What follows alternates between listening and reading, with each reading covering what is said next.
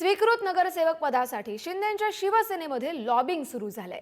स्वीकृत नगरसेवक पदासाठी इच्छुकांची पक्षश्रेष्ठींकडे मनधरणी केली जाते।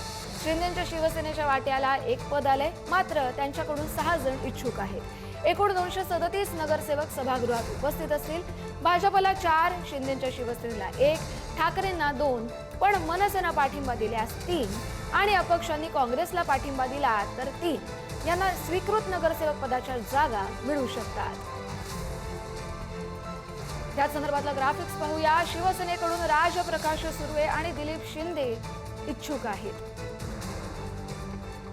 दीप्ती रवींद्र वायकर, पोतनीस आणि समाधान सरवणकर देखील स्वीकृत नगरसेवक पदासाठी इच्छुक आहेत। यशवंत जाधव आणि प्रकाश पाटणकर हे देखील शिंदेंच्या शिवसेनेकडून स्वीकृत नगरसेवक पदासाठी इच्छुक आहेत। शिंदेंच्या शिवसेनेचे नगरसेवक कोकण भवनात जाणार नसल्याची माहिती समोर आली आहे। नोंदणीसाठी नगरसेवक कोकण भवनात जाणार नाहीयेत।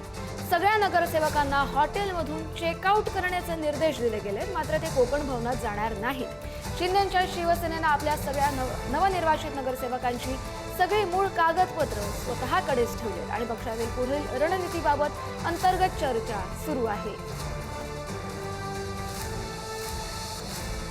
पंकज दळवी आपले प्रतिनिधी आपल्याला या संदर्भातील अधिकचे अपडेट देतील। पंकज, नेमकं काय पॉलिटिक्स सुरू आहे?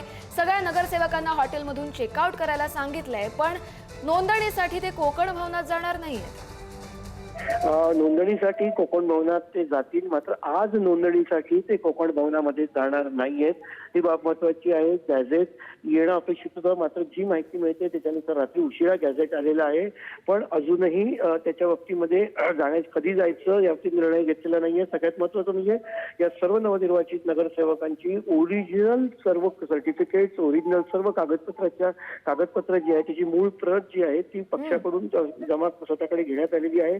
मग त्याच्यामध्ये कास्ट सर्टिफिकेट असेल, त्यांचा आधार, पॅन व्हेरिफिकेशन असेल, निवडून आल्यानंतर आरोग्य त्या ठिकाणी दिलेलं निवडून आल्याचं प्रमाणपत्र जे आहे त्याची मूळ प्रत सुद्धा जी आहे ती पक्षानं आपल्याकडे ठेवून घेतली आहे। त्यामुळे कुठलाही दगाफटका होण्याची शक्यता नाही, कारण मूळ डॉक्युमेंट जे आहेत ते पक्षाकडे आहेत। आणि त्यानंतर आता सर्वांना शनिवारी दुपारी जे आहे ते ताज लँडच्या हॉटेलमध्ये आणण्यात आलं होतं। साधारणतः 2, 2:30, 3च्या सुमारास आले होते। आता सर्वांना चेकआउट करून आपापल्या घरी जाण्याचे आदेश देण्यात आलेले आहेत।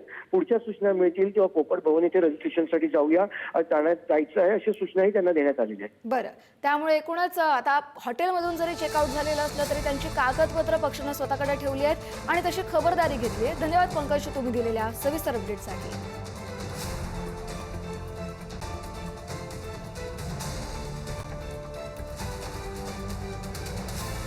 शिंदेंच्या शिवसेनेचे नगरसेवक कोकण भवनात आज जाणार नाहीयेत, पण नंतर जाणार आहेत। ती वेळ कधी असेल त्याची माहिती मिळालेली नाहीये, पण आज ताज लँड्स एंड हॉटेलमधून सगळ्या नगरसेवकांना चेकआउट करण्याचे निर्देश दिलेले गेले आहेत।